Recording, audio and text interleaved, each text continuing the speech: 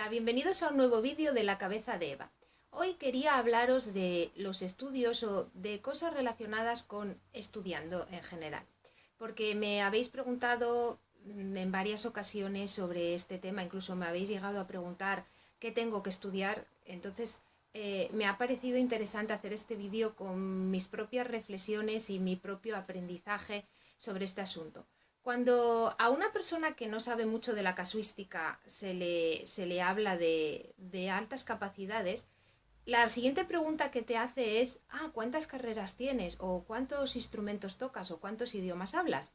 Y en muchos casos esto es verdad, es decir, muchos de nosotros pues hemos estudiado una carrera, pero a lo mejor hacemos otra a distancia o tenemos otro tipo de estudios, complementamos con otras cosas o hablamos otros idiomas o tocamos un instrumento.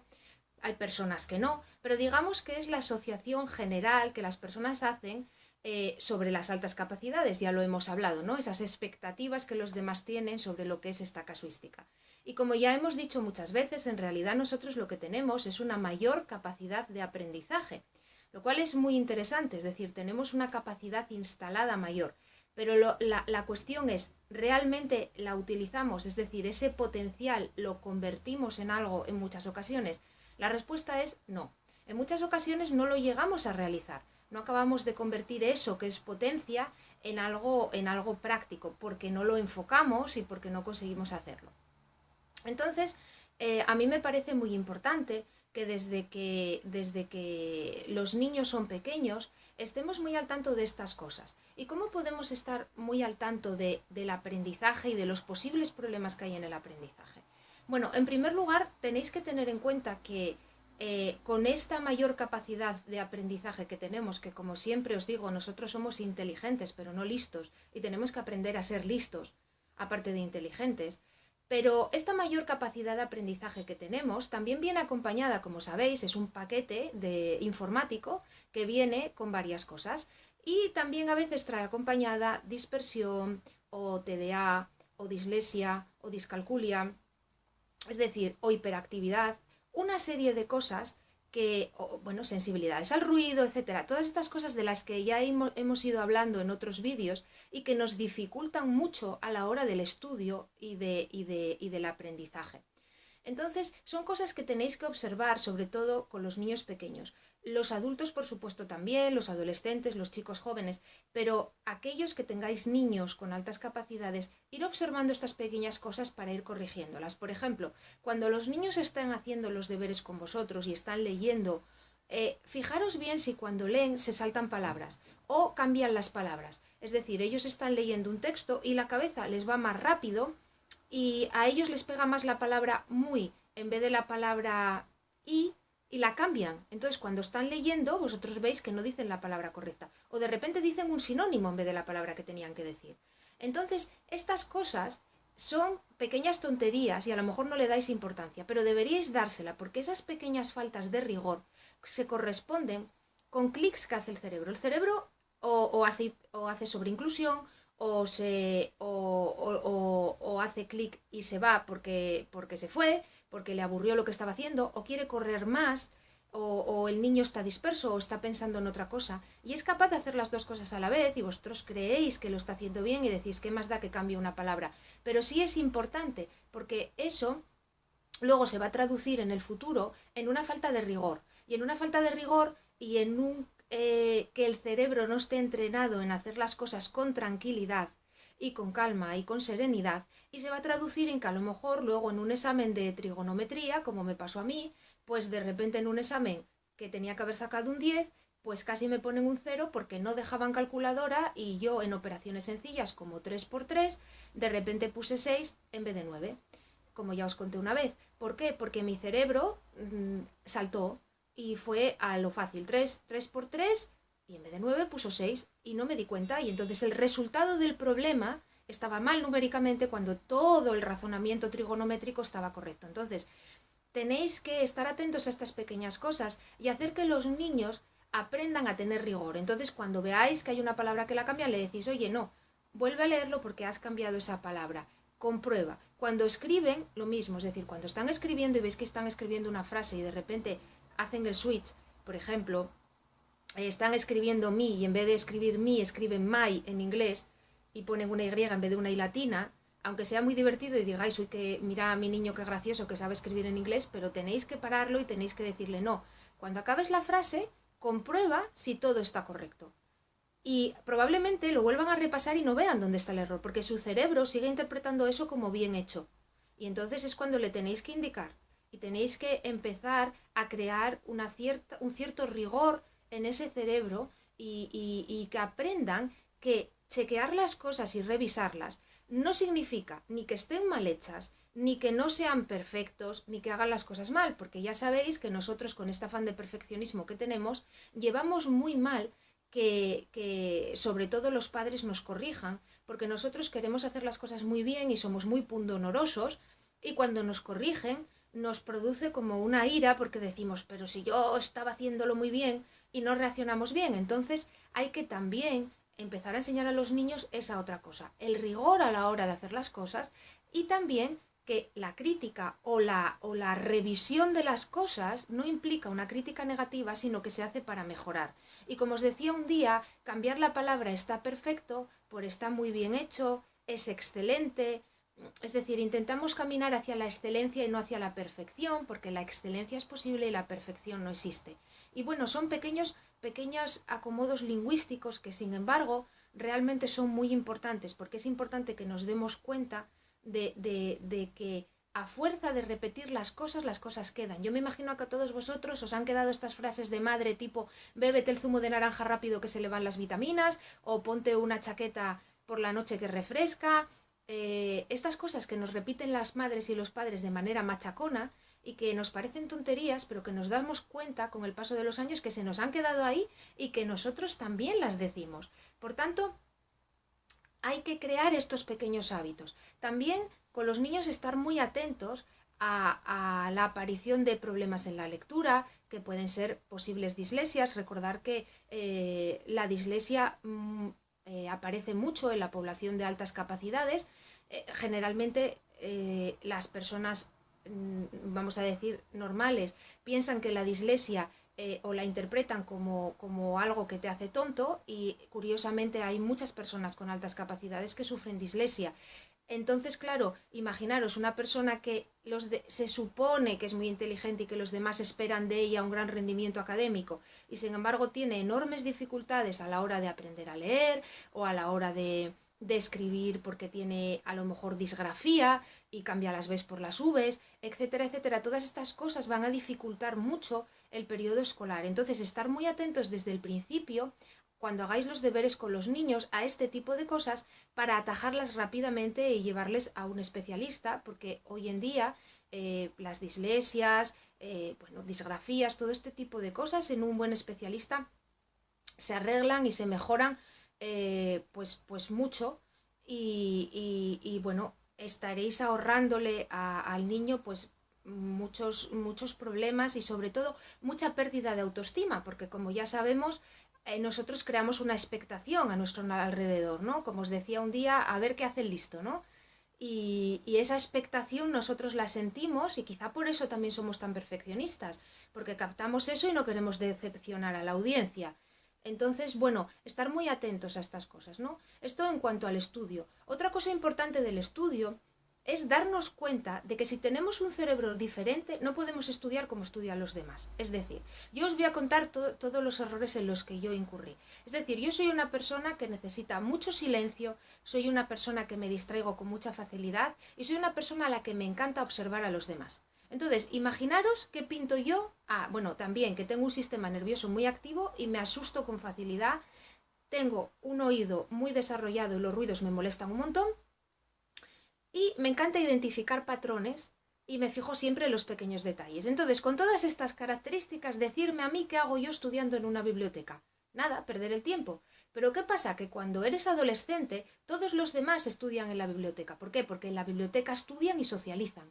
Entonces, tú dices, bueno, pues yo quiero ser como los demás, ¿no? Entonces, como probablemente en esa época de la adolescencia todavía no sepas muy bien cómo entenderte ni cómo funciona tu cerebro, tú dices, si los demás pueden, ¿por qué no voy a poder yo? Entonces te vas a la biblioteca. ¿Y qué haréis? Lo que hacía yo. Yo me sentaba allí y entre que los ruidos me tenía que poner tapones. Las personas me dedicaba a observarlas. Luego, por ejemplo, yo siempre me recuerdo que había una chica que se sentaba en mi mesa, que era de estas maniáticas que tenía un montón de bolígrafos de colores, que ponía un montón de ellos, la verdad es que ni siquiera los usaba, y ponía muchos. ¿Y sabéis a qué me dedicaba yo? Yo me dedicaba a ordenar mentalmente los colores por patrones de color, porque cuando ella cambiaba uno de sitio, a mí ya la secuencia de colores me alteraba, ya no me gustaba, y entonces ya me desconcentraba. O de repente miraba enfrente, que tenía una librería donde estaban los libros de derecho, y me quedaba mirando y decía, fíjate, han sacado el libro de Derecho Constitucional y me acordaba hasta del número que tenía en el lomo y decía, ¿y quién lo habrá sacado? ¿Habrá sido la chica que vino el otro día rubia con gafas? Y entonces cuando me daba cuenta habían pasado 2 horas, de lo mío no había estudiado nada, pero bueno, sabía quién había entrado en la biblioteca, quién había salido, la de los bolígrafos, etcétera, ¿no? Entonces, tengamos muy claro que si nuestro cerebro funciona diferente, no estudia igual que los demás y tenemos que encontrar nuestro propio método de estudio. Yo en su día hice 2 cursos sobre métodos de estudio, he incluido el de mapas mentales más recientemente, bueno, más recientemente no, hace 10 años, pero quiero decir, no ya cuando estudiaba, sino con posterioridad.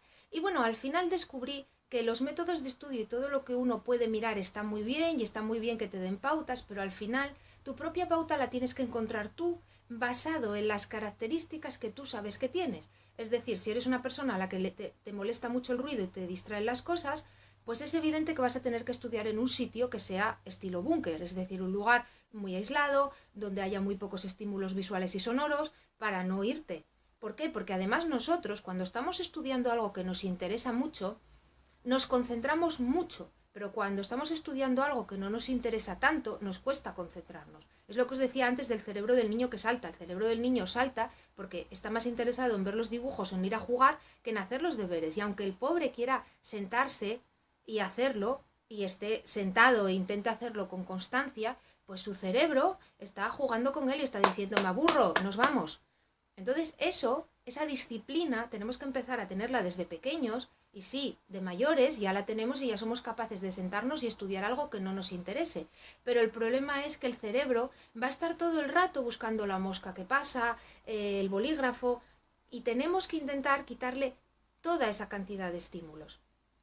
Luego otra cosa que a mí me ayudó muchísimo fue cuando con 20 años escuché a Tom Cruise que contaba que él que tenía dislexia y que había descubierto que para estudiarse los guiones tenía que poner papeles, posits de colores pues en una pared o en una pizarra para estimularse visualmente. Y de repente eso fue lo que cambió mi vida, porque yo empecé a hacer lo mismo.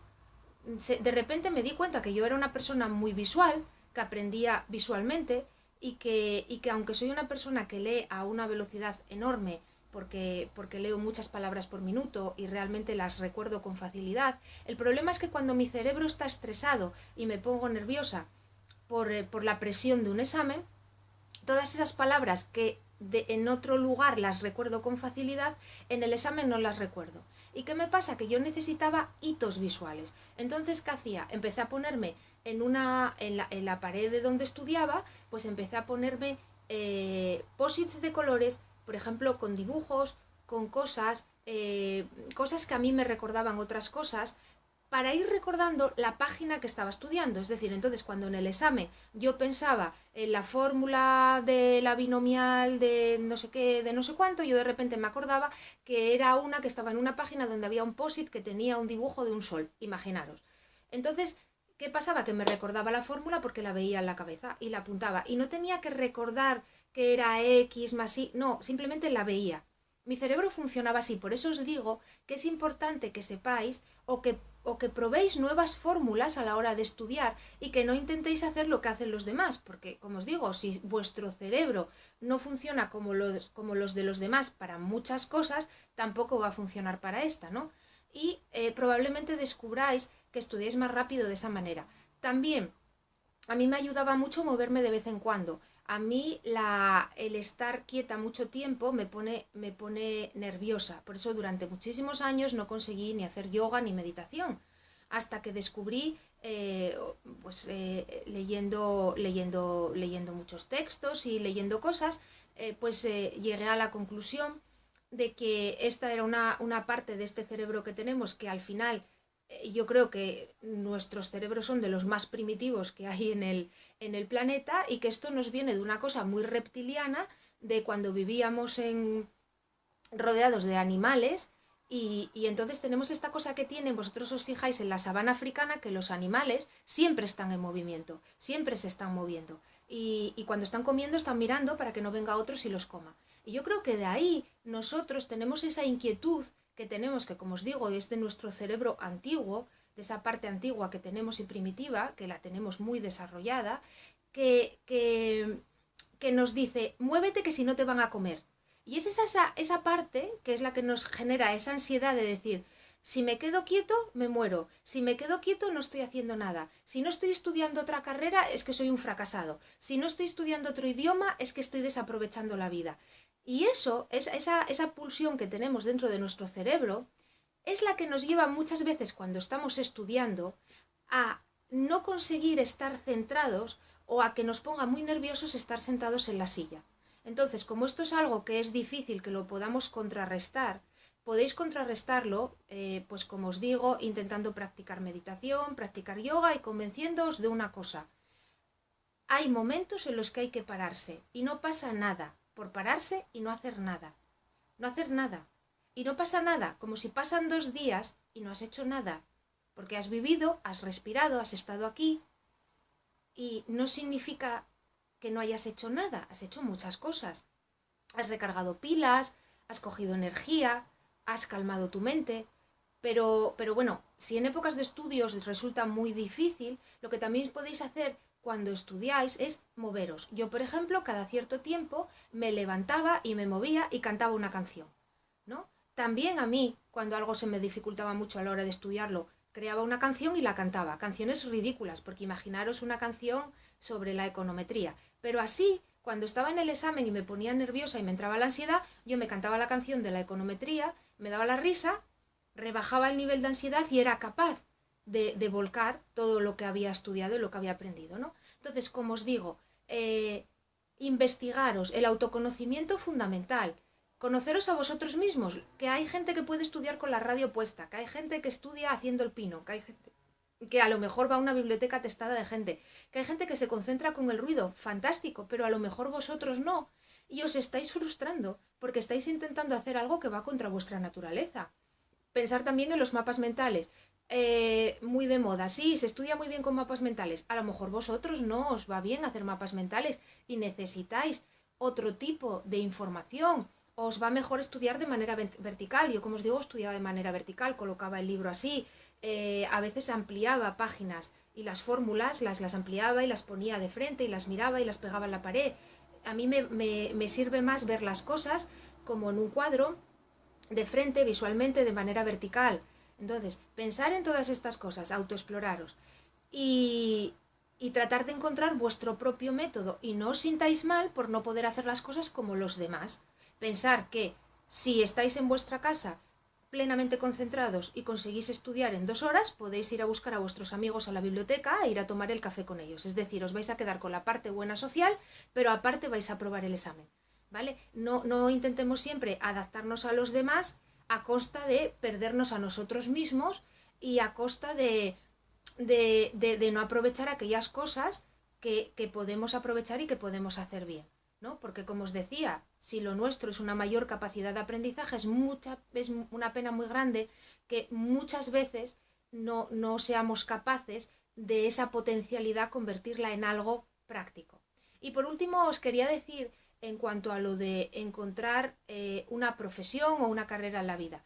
A mí esto me parece que es muy importante 2 cosas. Primero, cuando hay 2 tipos de personas en nuestra casuística. Aquellos que desde pequeños tienen muy claro lo que quieren hacer y por favor entonces papás a esos niños no les quitéis de la cabeza aquello que quieran hacer, como si os dicen que quieren ser actores, toreros, filósofos, algo que os parezca que no tenga futuro, pero no se lo quitéis de la cabeza, porque lo importante en la vida es que en realidad el mundo cambia muy rápido Y lo que a vosotros hoy os parece una locura, a lo mejor mañana es la profesión del futuro. Y a lo mejor os creéis que no van a ganar dinero con eso, pero sí lo van a ganar porque van a ser muy buenos en eso, lo van a hacer con mucha pasión, lo van a hacer con mucha intensidad y van a ser grandes y van a conseguir vivir de ello. Y a lo mejor les quitáis esa idea de la cabeza y los hacéis estudiar derecho y acaban siendo unos deprimidos y unos fracasados porque son muy malos abogados y hubieran sido unos geniales policías. Entonces, intentar apoyar a esos niños y niñas que sí tienen muy claro desde pequeños lo que quieren ser e intentar ayudarlos y enfocarles hacia eso si es que ya lo tienen claro. Y para todos aquellos que no tienen ni idea, porque son niños que tienen muchísimas inquietudes, que son muy dispersos, que se boicotean a sí mismos, por ejemplo, quiero ser veterinario, pero no lo voy a hacer porque es que, claro, voy a racionalizar y voy a pensar que se me van a morir animales, que voy a ver sangre, que a mí la sangre no me gusta, que me pone nervioso, entonces ya no soy veterinario. Y a lo mejor podía ser un veterinario genial, porque también están las otras cosas, todos los animales que vas a poder tocar, ver, estar en contacto, salvar, cuidar, mimar, etcétera, etcétera, ¿no? Entonces, para todos esos niños y niñas que se boicotean o que son muy dispersos o que no encuentran, cuando llegan a una determinada edad, 14, 13 años, intentar, si su colegio no tiene un programa de mentorazgo, hay muchos colegios que sí, por ejemplo, un compañero mío de oficina en Suiza, en su colegio los niños lo tenían, era un colegio público normal y tenían este programa, ¿no? Pues les llevaban a diferentes lugares a que vieran las diferentes profesiones, es decir, porque también es muy importante saber aquello que vamos a estudiar, lo que vamos a estudiar luego en qué se traduce en el mercado laboral, ¿no? Porque de la idea que nosotros tenemos de cuando estudiamos una carrera de aquello que queremos hacer, a lo mejor no es lo que luego el mercado laboral nos lleva a hacer o el trabajo que se encuentra, ¿no? Y hay muy pocas veces que a lo mejor podemos realmente hacer lo que queríamos hacer cuando estudiamos esa carrera, ¿no? Entonces, si el colegio no os da esa opción, pues podéis hacerlo tirando de amigos y tirando de agenda. Pues, por ejemplo, si el niño quiere ser dentista, pues vais al dentista de vuestro hijo y le pedís por favor que le explique cómo es realmente la profesión de dentista. O si es una de las cosas que veis que le gusta. Si le gusta a lo mejor la profesión de dentista y a lo mejor también se plantea ser arquitecto, pues mirar a ver si encontráis un arquitecto que conozcáis o si lo podéis llevar a ver obras de arquitectura o un despacho de arquitectura o explicarles que también hay arquitectos que trabajan en los ayuntamientos. Es decir, intentar vosotros hacerles el programa de mentorazgo en casa para que cuando vayan a una carrera vayan convencidos de que aquello que van a estudiar es aquello en los que luego les va a gustar trabajar. Porque como ya sabéis, nosotros cuando nos divertimos y cuando hacemos algo y lo hacemos con pasión somos geniales. Pero cuando algo nos aburre, empezamos con los miedos, con los boicots, con la falta de autoestima. Ya cuando vienen y nos dicen, uy, pues eso no está muy bien, nos hacemos pequeñitos. Y entonces empiezan los problemas y empieza el no me encuentro a gusto en el trabajo y voy a buscar otro y voy a estudiar otra carrera. Entonces, cuanto más aseguremos el tiro, mejor. Entonces, si podéis hacer eso con vuestros hijos, con aquellos que no tengan muy claro lo que quieren hacer, e ir intentando también vosotros, si veis que ellos no lo tienen claro, pues a lo mejor vosotros veis unas cualidades en vuestros hijos y veis claro que podrían ser buenos en esto y en aquello. Pero por favor, no os baséis ni en las salidas profesionales que pueda tener, ni en el dinero que puedan ganar, porque nunca se sabe, el mundo hace 30 años era predecible, pero cada vez va más rápido y cada vez es más difícil predecir lo que ocurrirá mañana y cuál va a ser la profesión del futuro y en qué vas a poder ganar dinero y en lo que no. Entonces, bueno, con esto voy a terminar. Espero que os haya sido de ayuda estas reflexiones sobre el estudio, sobre cómo hacerlo y sobre cómo intentar ya crear unos buenos hábitos en los niños y también sobre cómo tenemos que intentar analizar nuestro cerebro para saber qué nos va bien a la hora de estudiar y qué no, para intentar llegar lo más tranquilo posible a los exámenes y convertir toda esa potencialidad que tenemos en algo real. Muchas gracias por escucharme, muchas gracias por todo y hasta otro vídeo. ¡Chao!